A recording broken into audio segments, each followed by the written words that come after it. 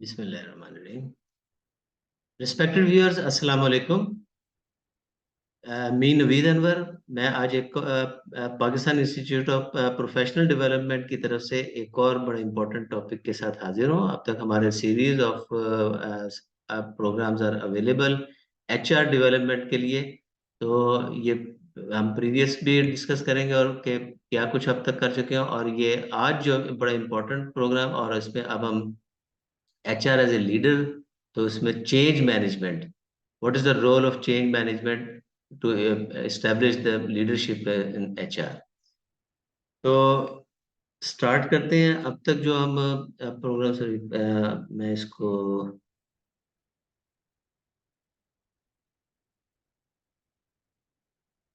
ये आगे बढ़े। तो change management is important function of leadership. खासतौर पर HR as a change agent के तौर पर इसे कहा जाता है। तो चेंजेस आप जानते हैं कि आती रहती हैं कंपनी, तो ये उतना ये इसीलिए चेंज मैनेजमेंट बड़ा जरूरी टॉपिक है, और ये डे बाय डे इसकी इसमें साथ साथ करते रहना चाहिए। तो Pakistan institute of professional development ने बड़े अच्छे, मतलब अब तक ये सारी सीरीज लेकर चले, CHRP प्रोग्राम डेवलप किया, और इसमें अब तक जो हम टॉपिक्स पढ़ चुके हैं ये सारी टेक्निकल चीजें थी, और ये डॉक्यूमेंटेशन, रियल लाइफ मैनेजमेंट, हमने देखा कि डिफरेंट ऑर्गेनाइजेशन क्या चीजें इस्तेमाल कर रहे हैं, उनके क्या फायदे हैं, कौन से टूल्स हैं, मैनुअल और यानी ऑनलाइन और ऑटोमेटेड टूल्स भी अवेलेबल हैं।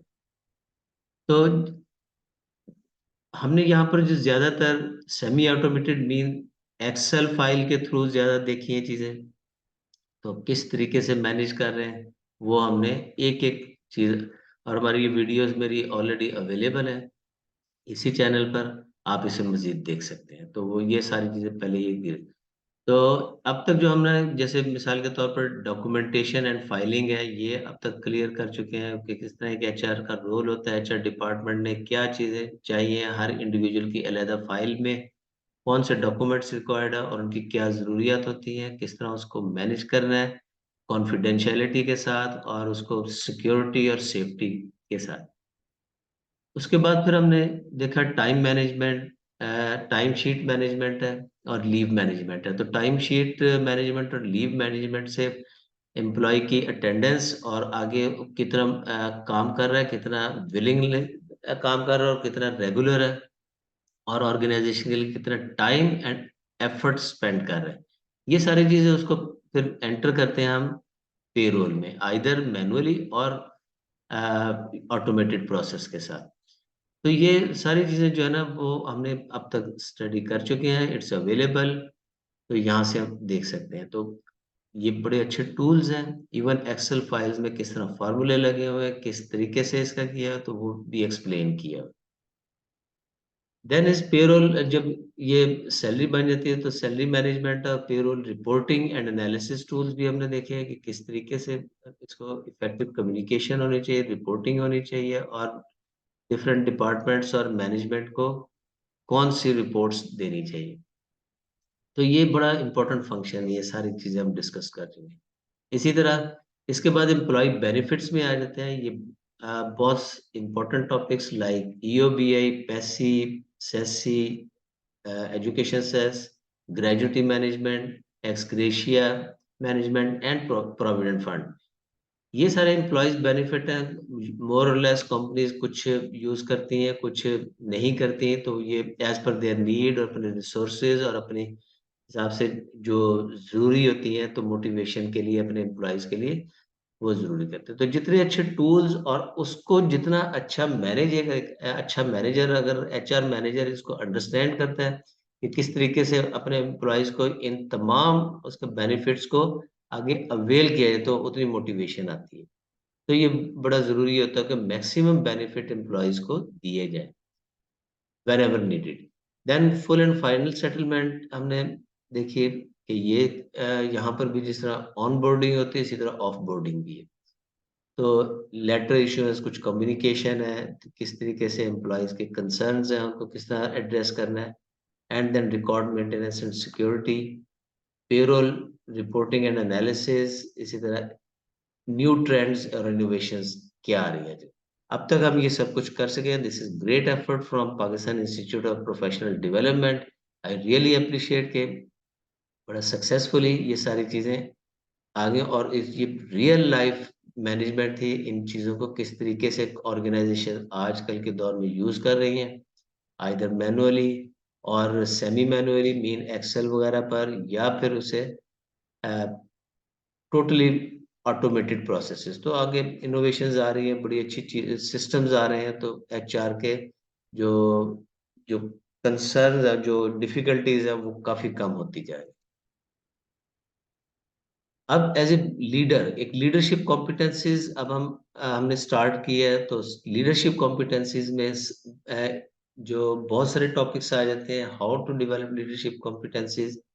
तो लाइक कोचिंग है, लाइक लीडरशिप है, लाइक विजन है, लाइक चेंज मैनेजमेंट है, कॉन्फ्लिक्ट मैनेजमेंट है, ये सब बहुत सारी चीजें टॉपिक्स आते हैं, जिसको सेपरेटली हम इसे डिफरेंट वीडियोस अवेलेबल है, आप देख सकते हैं। तो change management is important function. ये डेली बेसिस पर कुछ ना कुछ चेंजेस छोटी बड़ी आती रहती हैं। तो जिस तरह की चेंजेस हो उसी तरह उसे मैनेज करना चाहिए। ये कोई फिक्स स्ट्रेटेजी नहीं है, लेकिन गाइडलाइंस है किस तरीके से मैनेज करना है। तो ये हम देखते हैं। जब भी कोई चेंज आती है तो लोग लीडर की तरफ देखते हैं। खौफ और हरास भी होते हैं, उसमें डिफिकल्टीज भी होती हैं, जाहिर सब कुछ होता है। अब एक अच्छा लीडर वो होता है जो लोगों को ये समझाने में कामयाब हो जाए कि whatever we have establish the policy, या जो चेंज आई है वो बेनिफिशियल होगी for all the people. Every person उसके लिए बेनिफिट्स होंगे, और जितना अच्छा यूटिलाइज करते हैं उस चेंज को, उतना ज्यादा लोगों को बेनिफिट मिलेंगे। तो यही लीडरशिप है, ताकि लोग उसे फॉलो करें। डिफरेंट काइंड ऑफ वर्क्स हैं, लेकिन सब अगर लीडर की तरफ देखते हैं और लीडर की रहनुमाई के मुताबिक अपना अपना जो रोल प्ले कर रहे हैं टुवर्ड्स द ऑर्गेनाइजेशनल गोल्स, तो यही लीडरशिप है। एक अच्छा लीडर वही होता है जो सबको साथ लेकर चलता है, और कंपनी एक ही डायरेक्शन में चलती है, अपना with one vision and one goal, overall goal. इसकी अगर रियल लाइफ एग्जांपल में देखा जाए तो लीडरशिप जो है ना, रोल नेल्सन मंडेला का, जो कि लास्ट सेंचुरी के एंड में आप लोगों ने हिस्ट्रीज की देखी होगी, तो किस तरीके से इसने एक बिखरती हुई नेशन को यूनाइट किया, रीयूनाइट किया, और उसमें उनका अब यही का रोल जो है ऑर्गेनाइजेशन में होना चाहिए। एक अच्छा लीडर वो होता है जो डाइवर्सिटी के बावजूद, लोगों के इख्तलाफात होते हैं, उन इख्तलाफात को किस तरह रिजॉल्व करना है, और हमें अपने कॉमन गोल की तरफ फोकस रखना है। इस तरीके से हम ऑर्गेनाइजेशन को बेहतर बना सकते हैं, ऑर्गेनाइजेशन सक्सेस होगी। अदरवाइज ऑर्गेनाइजेशन अगर खराब होगी तो इंडिविजुअल को भी कोई फायदा नहीं होता, क्योंकि वहां से लोगों की सैलरीज आ रही हैं, लोगों को बेनिफिट्स मिल रहे हैं, लोगों के एक रोजगार लगा हुआ है। तो ये अल्टीमेटली ऑर्गेनाइजेशन का बेनिफिट, ओवरऑल सबका ही बेनिफिट होता है। तो ये जिस वक्त एक अच्छा लीडर स्टैब्लिश करने में कामयाब हो जाता है, तो वो ऑर्गेनाइजेशन भी कामयाब हो। अब सबसे पहले हम देखते हैं चेंज मैनेजमेंट है क्या।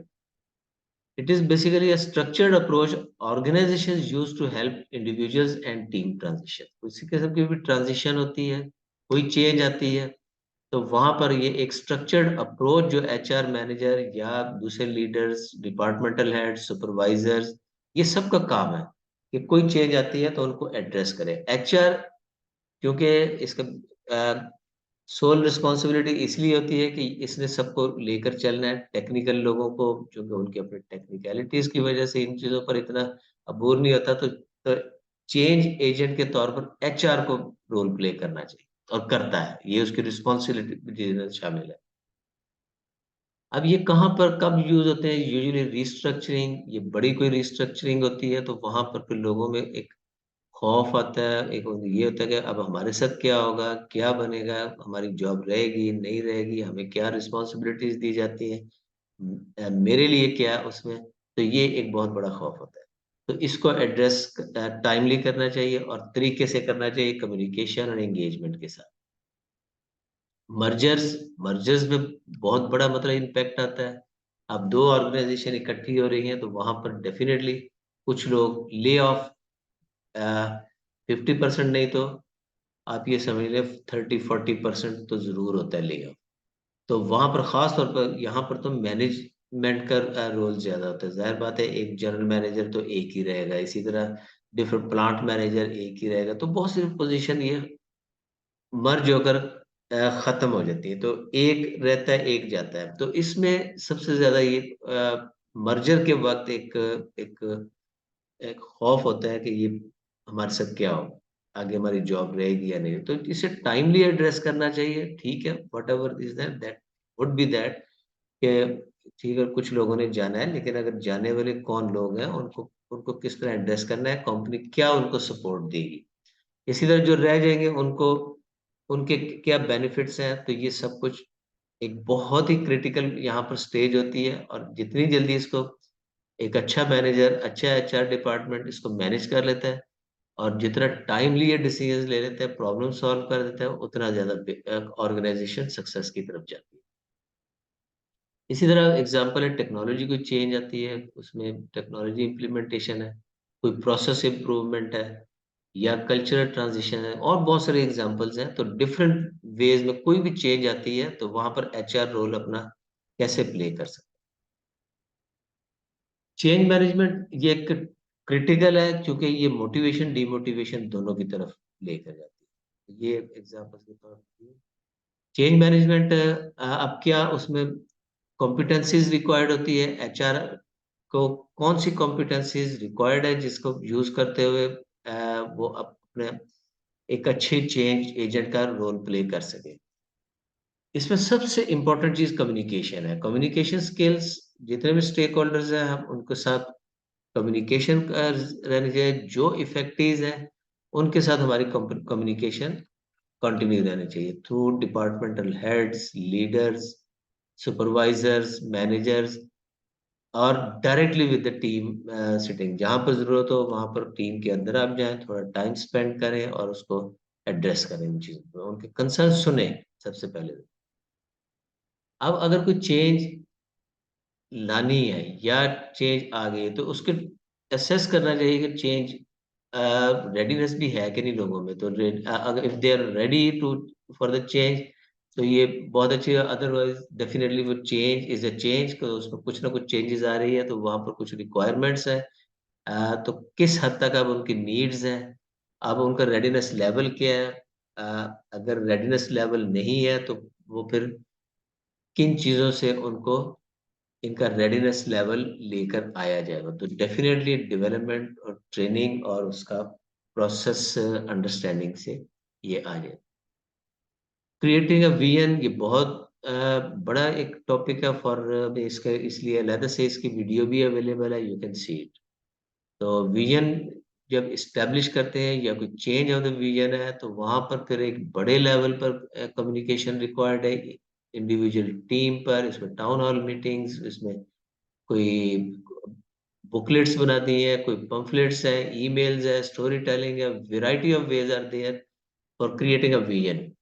तो विज़न अच्छी विज़न और उसकी अच्छी कम्युनिकेशन और translation into each and every person और एवरी डिपार्टमेंट की अपना ओन विज़न में ट्रांसलेट करना कि वो अपने अब उन चीज़ों को इम्प्लीमेंट कैसे करते हैं। एक ऑर्गेनाइज़ेशनल विज़न है, तो उसको अपने डिपार्टमेंटल विज़न में कैसे ट्रांसलेट करते हैं और वो कितना ज़्यादा इम्पैक्टफुल है।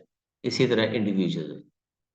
तो इसी तरह स्टेक होल्डर्स को सारे के साथ कम्युनिकेशन और इनके एंगेजमेंट बहुत ज़रूरी है। तो ये एक कॉम्पिटेंसी होनी चाहिए। This is also again a communication skill.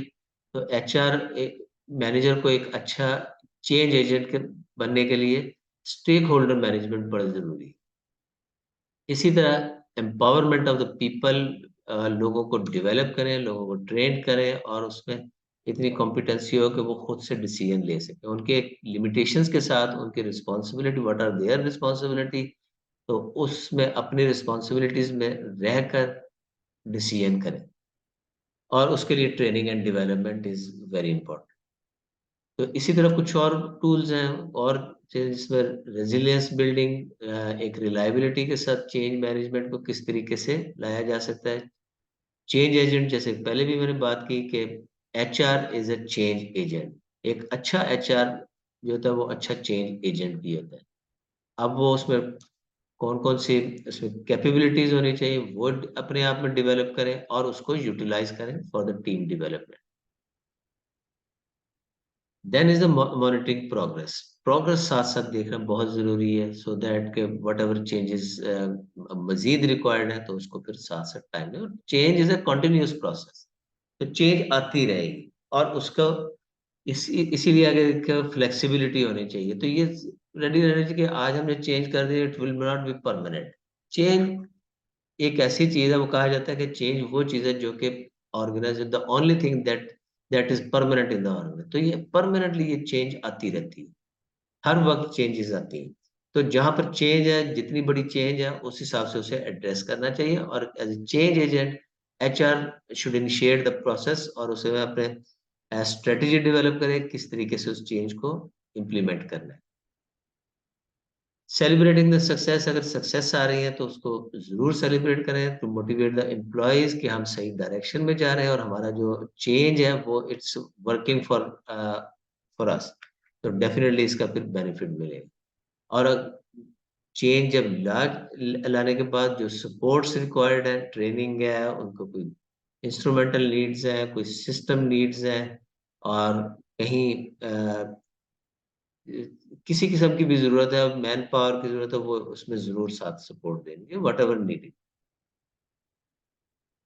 अब इसको समझने के लिए ज़्यादा बेहतर अंडरस्टैंड करें कि क्या-क्या चेंजेज़ होती हैं। मिसाल के तौर पर सॉफ्टवेयर इम्प्लीमेंटेशन कंपनी में है, या तो मैनुअल से हम सॉफ्टवेयर की तरफ आए हैं या फिर कोई सॉफ्टवेयर चेंज है, तो introducing a new software system across the organization, it's a change, big change. अब उसको इस चेंज को कैसे मैनेज करना है, तो वो यहाँ पर टेक्निक्स दी गई हैं। सबसे पहले तो असेसमेंट करना है, अंडरस्टैंड करना है कि प्रीवियस जो प्रोसेस चल रहे थे, वो कैसे चल रहे थे और उसमें फिर स्टेक होल्डर्स का क्या रोल था, हर एक की इंडिविजुअल स्टेक होल्डर्स का को अंडरस्टैंड करना है और उस हिसाब से उनकी ट्रेनिंग और उनकी नीड्स को ऐड करना है और उसमें खास तौर पर कम्युनिकेशन साथ लेकर चलना। तो असेसमेंट के बाद कम्युनिकेशन है। कम्युनिकेशन वही बात है कि सबसे इम्पोर्टेंट चीज़ यही है कि क्या आप अगर ये चेंज लाए हैं तो उसकी वजह क्या थी? इसको अपने लोगों को कम्युनिकेट करना है और उसका क्या इम्पैक्ट होगा for the organisation and specially for the people. तो what's in it for me, WIIFM, ये बड़ा इम्पोर्टेंट फैक्टर होता है। ये इमोशनल फैक्टर है। लोग अब इसको अंडरस्टैंड करते हैं कि क्या हमें अब इसका नुकसान होगा या फ़ायदा होगा। जिस वक़्त ये चीज़ें ज़हन में आती हैं, तो वहाँ पर एक फ्रस्ट्रेशन या प्रॉब्लम या फिर आगे कंसर्न्स क्रिएट होते हैं। अगर एक अच्छा एचआर मैनेजर उनको थ्रू इफेक्टिव कम्युनिकेशन, सबसे पहले तो लिसनिंग, प्रोबिंग और फिर उसके एड्रेसिंग द नीड्स, इसको जितनी जल्दी एड्रेस कर लेता है, उतना ज़्यादा बेहतर है। लोगों को सैटिस्फाई करना, उनको मोटिवेट करना है कि that change will be beneficial for them, तो उनको उनके बेनिफिट्स को आगे हाइलाइट करना है। फिर जहाँ पर ज़रूरत है ट्रेनिंग प्रोवाइड करें, लोगों की स्टेक होल्डर्स के engagement and support whatever needed. तो ये एक स्ट्रेटजी होती है फॉर द इम्प्लीमेंटेशन ऑफ कोई न्यू सॉफ्टवेयर है मिसाल के तौर पर, तो उसको किस तरह किया जा सकता है। तो हर चीज़ को जिस तरह की चेंज आ रही है उस हिसाब से उसकी स्लाइटली चेंजेस आप यहाँ पर देखेंगे। Communication, engagement of people, support everywhere होगी और ट्रेनिंग जहाँ पर कोई ज़रूरत है, अदरवाइज़ जस्ट स्लाइट कोचिंग या स्लाइट मोटिवेशन के साथ लोग खुद भी ये कर सकते हैं, व्हाटएवर नीडेड। अब ये सॉफ्टवेयर चेंज है, यहाँ पर ट्रेनिंग डेफिनिटली रिक्वायर्ड हो। इसी तरह एक और एग्जांपल हम देखते हैं, एक रिस्ट्रक्चरिंग प्रोसेस है ऑर्गेनाइजेशन का। तो वहाँ पर रिस्ट्रक्चरिंग डिपार्टमेंट और रोल्स ड्यू टू कोई shifting of the business priorities, कुछ चेंजेस हैं तो उसकी वजह से रिस्ट्रक्चरिंग हो रही है। अब रिस्ट्रक्चरिंग बहुत बड़ा एक डिमोटिवेशनल या मोटिवेशनल फैक्टर होता है यहाँ पर। अब मोटिवेशन तो इतना नहीं होती, लेकिन डिमोटिवेशन अगर आने लगे, कंसर्न्स लोगों के आने शुरू हो जाते हैं कि अब हमें हमारा क्या होगा इससे। तो उसको एड्रेस जितने अच्छे तरीके से कर लेंगे और उसकी स्ट्रेटजी क्या है, कम्युनिकेशन अगेन, कि रिस्ट्रक्चरिंग क्यों ज़रूरी है और इसके क्या इम्पैक्ट आएंगे, पॉजिटिव इम्पैक्ट क्या आएंगे, तो definitely they will be satisfied. और ट्रांसपेरेंसी यहाँ पर होगी कि हम अगर किसी को उसकी पोजीशन चेंज कर रहे हैं, किसी को कहीं पर ले जा रहे हैं, तो उसकी एक्सपर्टीज के मुताबिक और betterment of the employee and employer दोनों के लिए या प्रोसेस के लिए इन्वॉल्वमेंट से होनी चाहिए थ्रू मैनेजर्स, थ्रू सुपरवाइजर्स या directly through with the team. इसी तरह स्किल डेवलपमेंट है, ट्रेनिंग है, उनकी जहाँ पर ज़रूरत है तो वहाँ पर ऑर्गेनाइजेशनल चेंज आती है, रिस्ट्रक्चरिंग हो रही है, तो नए रोल्स के मुताबिक हर एक के रोल में अब कहाँ गैप्स हैं, उसको किस चीज़ की ज़रूरत है, तो वो उनकी स्किल डेवलपमेंट में कंपनी को और एचआर को वहाँ पर पूरा ऑर्गेनाइजेशन स्ट्रक्चर के मुताबिक उनकी नीड को वहाँ पर नीड एनालिसिस और नीड को एड्रेस करना चाहिए। Then support, any type of support, चाहे वो ट्रेनिंग हो, चाहे एचआर सपोर्ट हो, चाहे कोई टेक्निकल सपोर्ट हो, everything that should be provided और उसको मैनेज करना चाहिए बाय एचआर। तो HR is a change agent और यहाँ पर अच्छा एचआर वही होता है जो अच्छे तरीके से प्रोसेसेस को ये लेकर आते हैं, चेंज मैनेजमेंट प्रोसेस को वो फॉलो करता है। अब यहाँ पर स्लाइटली डिफरेंट था फ्रॉम प्रीवियस वन, बाकी तकरीबन मोर और लेस वही स्टेप्स है। तो तीसरी एक एग्जांपल है प्रोसेस चेंज होता है। अब यहाँ पर पूरा ये जरा एक बड़ी चेंज है। तो implementing new process to enhance the efficiency and quality and handling the, अब इसको हैंडल किस तरह करना है, ये इसके प्रोसेस है। यहाँ पर हमने पहले एनालिसिस करनी है क्योंकि ये प्रोसेस चेंज हो रहा है, तो देखना है कि processing sorry analysis and planning, ये दो चीजें डेवलप करके एनालिसिस करने के बाद प्लान करना है कि कौन और ये उनके डिफरेंट लोगों को कौन इन्वॉल्व होंगे, रिस्पॉन्सिबिलिटीज क्या होंगे, व्हाट विल बी डन। फिर उसके बाद अब पोस्ट सबसे इसके लिए पहले पायलट टेस्ट कर ले क्योंकि एक प्रोसेस चेंज होने जा रहा है, तो वहां पर डायरेक्ट इम्प्लीमेंटेशन और बिग कोई अगर फिर डिजास्टर्स होते हैं तो उससे बचने के लिए पहले छोटे लेवल पर उसकी पायलट टेस्टिंग कर लेंगे। पायलट टेस्टिंग में बहुत से कंसर्न्स आए थे उसमें, जो लोग जरा चेंज ऑलरेडी पसंद करते हैं तो उनको इन्वॉल्व करें, एक ग्रुप को पहले इन्वॉल्व करें, उसको देखें कि क्या कंसर्न्स आ रहे हैं, फिर उन्हीं के जरिए से उसका इम्पैक्ट ये क्रिएट भी किया जा सकता है जब ऑल लेवल पर हम जाएंगे, कंप्लीट कंपनी लेवल पर। Communication, feedback and training.